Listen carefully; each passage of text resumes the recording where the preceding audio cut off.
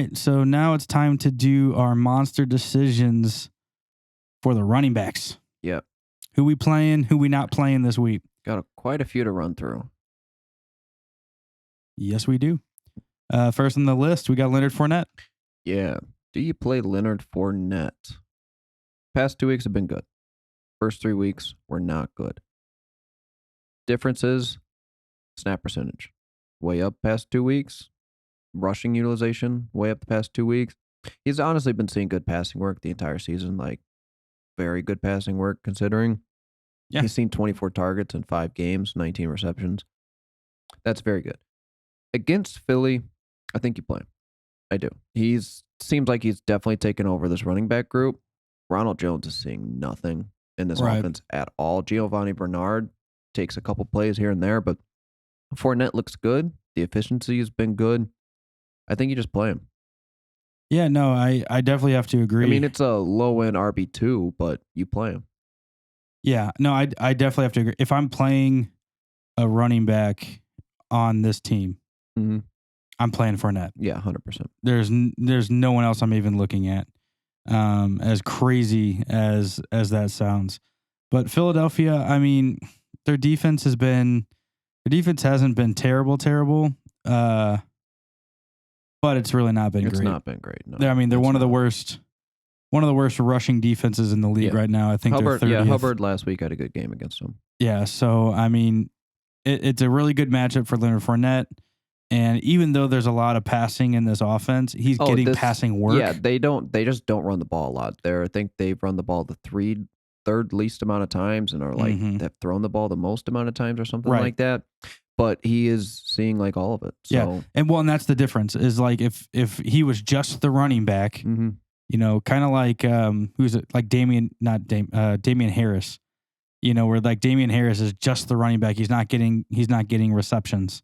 Yeah, if you're not getting the receptions, it's not worth it. So yeah, they've thrown the ball the most in the league and ran the ball the third least amount of times. But yeah, so I'm definitely against Philadelphia. Okay. All right, who we got next? Let's talk about the Philly running backs. All right, let's do it. Same game. Do you play either Myles Sanders or Kenneth Gainwell?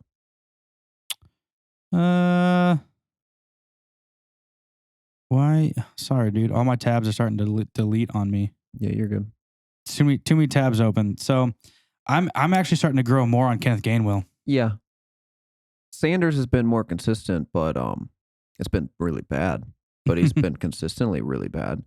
So you can hold your head on that. He's had one good week. That was a week 1. Outside of that, it's been awful. It's been really awful. He hasn't been getting a lot of work. Gainwell hasn't been getting a lot in the rushing department, but he does have 2 rushing touchdowns on the season, and his receiving work has been increasing. Last week against Carolina, he only saw 3 targets, caught one of them. Week before that, 8 targets, 6 receptions. And Gainwell's just making more plays than Myles Sanders is in this offense. He's outscored him fantasy-wise on total points on the season. If I'm playing one, I do think it's Kenneth Gainwell, and I think you can throw him out there as a very desperate flex in this game because I don't think Tampa Bay is going to have a problem scoring in this game.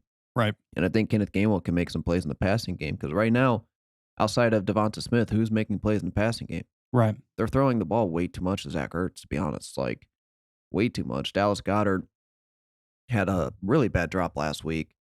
Has not been playing great. Jalen Reagor has been hit or miss. Quez Watkins, he'll catch a deep pass every once in a while. So outside of Devonta Smith, Kenneth Gainwell, it probably is the only other Eagle that I'd consider playing. Yeah, I mean, he's just more electrifying. I mean, when you watch Myles Sanders play, it's just kind of like, okay, there he goes. Like, it's great. 7 points here, 6 points there. He's getting some, 7 rushing 7 attempts. or 6 points in every game except week 1. Yeah, I mean, it's just garbage here.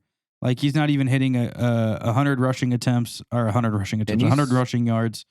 And I mean, as far as his targets, like, he's getting targets, but when Kenneth Gainwell is getting his targets, he's just doing more with it. Yeah.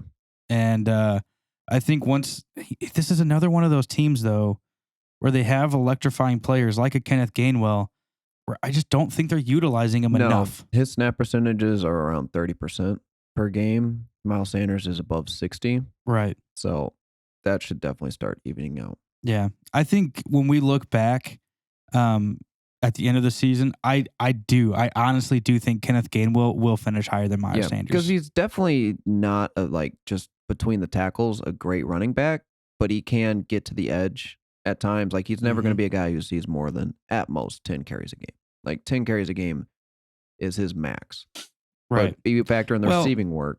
Right. And now, so when I say this, I'm not comparing to the player. I'm just saying play style. Okay. Yeah. To me, that is a difference.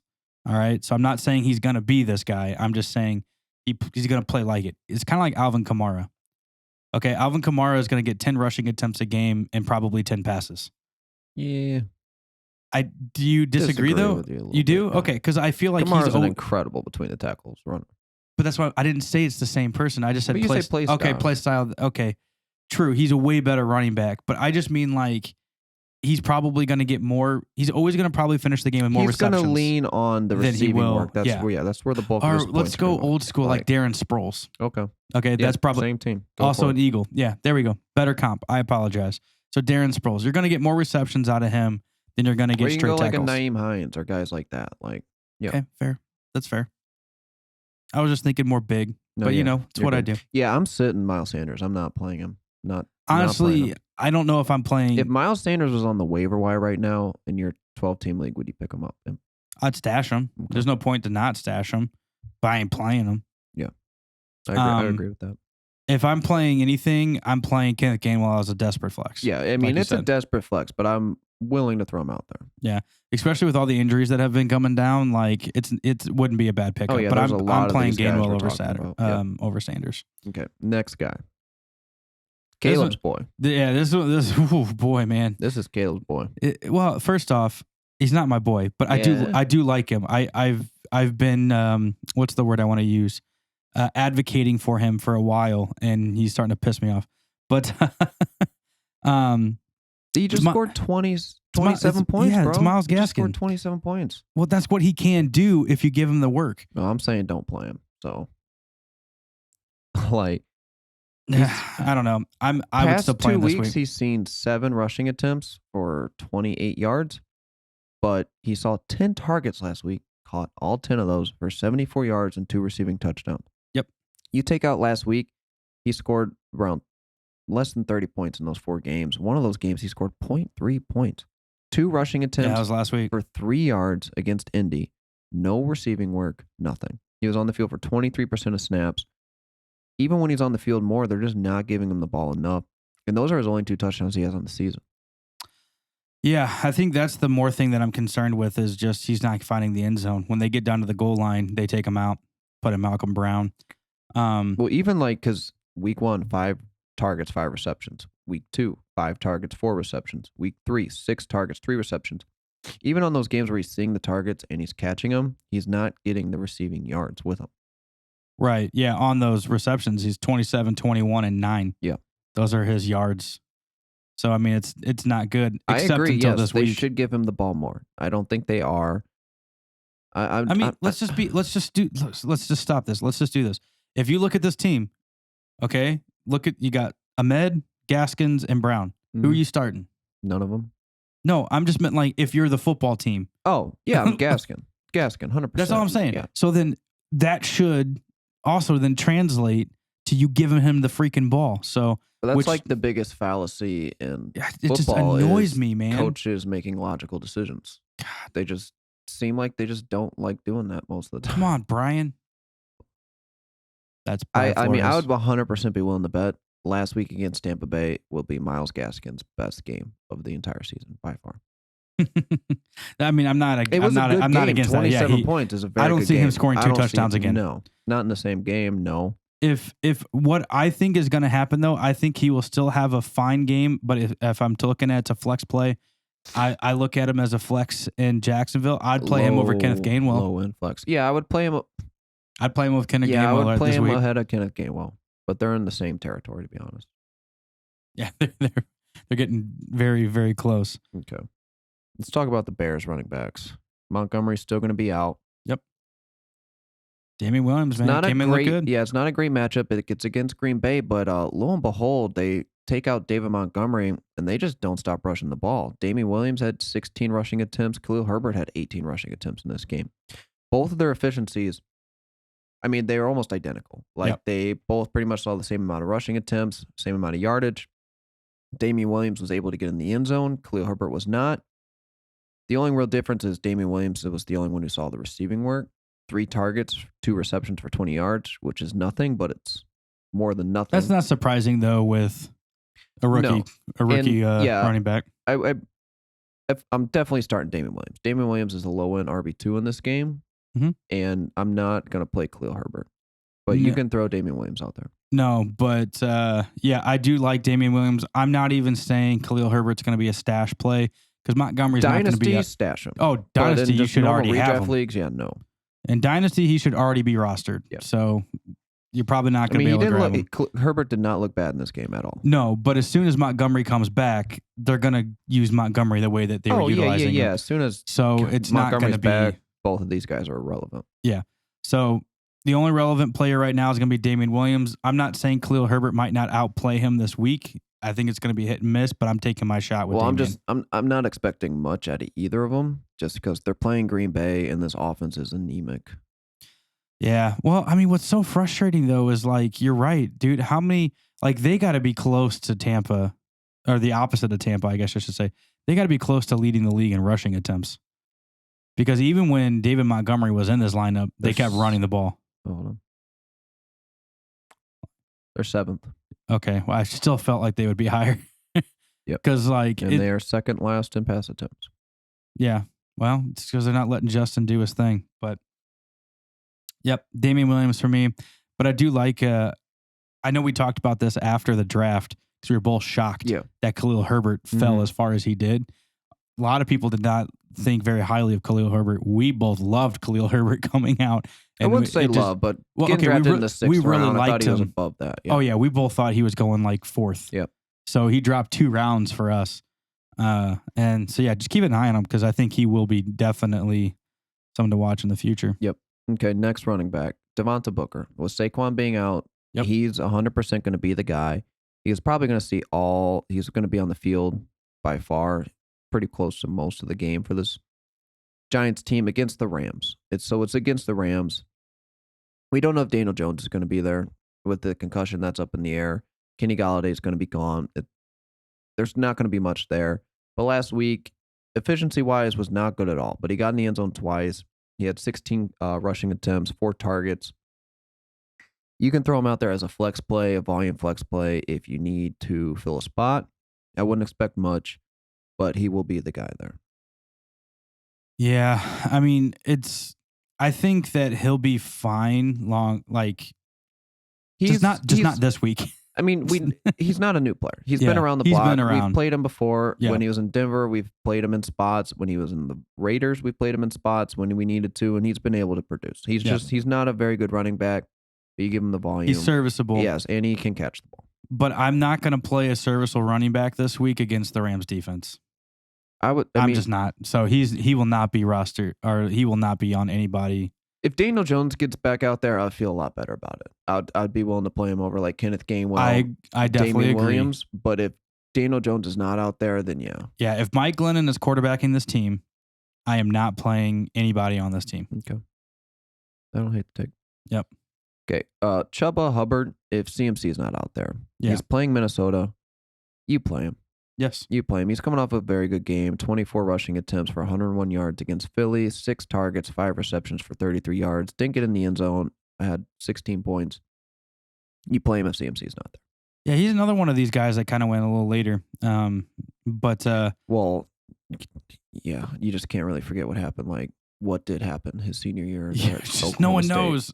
No one really knows. Yeah, he does look good. He fell off the map. But no, he is an excellent running back. And you're seeing it. I mean, 24 attempts for 101 yards. That's great. And yes, he can receive out of the backfield. Mm-hmm. The only thing that could have made this better is finding the end zone. Yeah, he hasn't got a touchdown. He hasn't got yet. But I think he is extremely serviceable while CMC. Yeah, he's a mid RB2 if CMC is not there. Yeah, yeah. In fact, I was just talking to somebody the other day that picked him up and then dropped him for somebody else, and I'm like, that was dumb because we don't know if McCaffrey's coming back yet. Nothing's confirmed. Yep. This is as of Monday, of course. But So let's go talk about the Arizona running backs. Okay. They're all jacked up. Yeah. Which one do you start? Do you start both of them? Do you start neither of them? I'm going neither, and that's because I feel like they both counteract each other. Okay. Like I just feel like they both. I have a little different of a take. That's fine. First, let's talk with let's start with James Conner. Okay. So far in the season, his yards per carry is 3.19. He has 201 rushing yards on 63 attempts. He's seen 4 targets on the year for 4 receptions, but he has 5 rushing touchdowns. Yeah, that puts him as an RB2 on the season. Yep. All 5 of those came in the past 3 weeks. Yep. The weeks where he didn't score a touchdown, those 2 weeks, he had a combined 9 points, 8 points. I'm not playing James Conner. Mm-hmm. James Conner is doing exactly what Kenyon Drake did last year, except his rushing efficiency is worse. He just has to get in the end zone. Those 2 touchdown games, he's still, rushing-wise, was not good in that game. Chase Edmonds, on the other hand, every week except last week has given you double-digit points. He's efficient in the running game, and he gets a lot of passing work in this game. I'm playing Chase Edmonds against Cleveland. Here's my thing, though, is he doesn't have a touchdown on the season either. Yeah, because when Arizona gets in the red zone, they bring in James Conner. And so that is what I'm saying, is they basically are just going to offset. So okay, but see, the thing is, Chase Edmonds doesn't need the touchdowns, and he's still been good. James Conner needs the touchdowns. Well, I wouldn't say good. I would just say serviceable. Exactly, that's what I'm 12 saying. 12 points, 10 points, 11 points, that's not something that he's a low-end RB2. But that's not something, that's not going to win you a week. 15 points last week was fine, or 2 weeks ago. Low-end RB2, yeah, he shouldn't win you a week. Well, I'm definitely my RB2 does. Well, I actually still lost this week, but not because of my RB2 or my running backs, that's for sure. But no, I disagree. I'm not judging James Conner, but I like Chase Edmonds. If you have to play, I would play Chase Edmonds as a flex. I wouldn't play him as not against Cleveland. See what Austin Eckler did to him? Yeah, but he's not Austin Eckler. That's similar type of player. Yeah, but Austin Eckler, it's just Austin Eckler out there too, though. Yeah, so you're right. Again, I feel like every time they're going to get in the red zone, it's Conner to a pitch out wide or whatever. Yep. Okay. So, and that's why he's getting so many. That's working for them, but it's just not working for us in fantasy. Let's talk about Josh Jacobs real quick. Against Denver, at Denver, you playing Josh Jacobs? Well, watching him, he's still very talented. It's just he's not getting a lot of work. And we do need to mention briefly. John Gruden just got fired. I mean, he just resigned. Yeah, he resigned. So we do need to mention that. We're not going to spend a lot of time on it. That's because we're not going to spend. Yeah, we're not going to say anything else. So it is going to be something slightly different. So maybe I think it's their assistant coach. Yeah, I just saw it. Yeah, Rich. Oh, I'm not going to mess up that name. So Rich Bisaccia. Yeah, sure. Yeah. So the Raiders' assistant coach is going to now take over. Yep. We don't know what they're going to try and instill here. But the thing is, so the past 2 weeks, he's seen 13 rushing attempts and 15 rushing attempts. The rushing efficiency hasn't been great. He's played the Chargers in Chicago, but he's seen 5 targets in both of those games. He got in the end zone in one of those games. He's playing Denver. It's a tough game. Mm-hmm. Josh Jacobs is a flex play.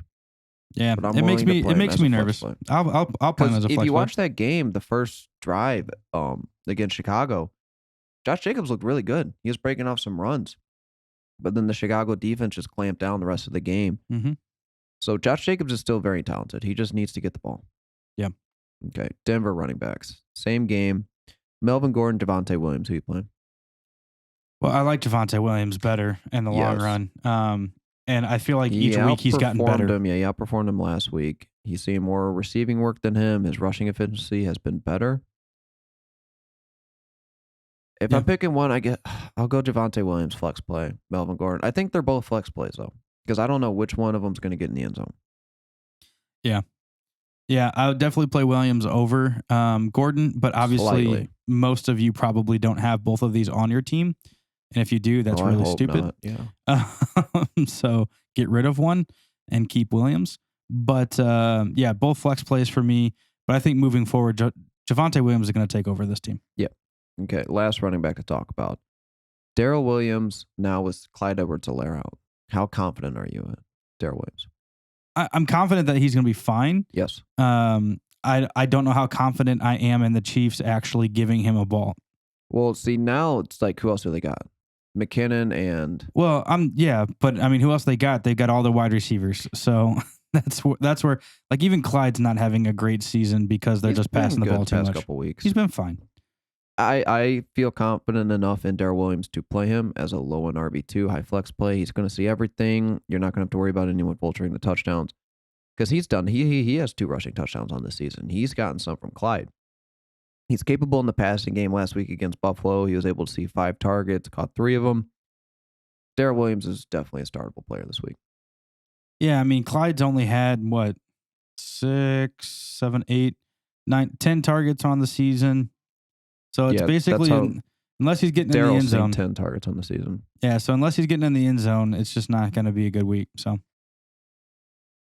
thank you for watching the Fantasy Monsters on YouTube. If you liked today's episode, hit the like button, subscribe to the channel below. We also have a merch store we want you to check out with all new gear that we've got available. That'll be in the description. Also, if you want to see any past videos, you can check that out as well. Thank you so much for watching the Fantasy Monsters. We'll catch you next time. Have a good one.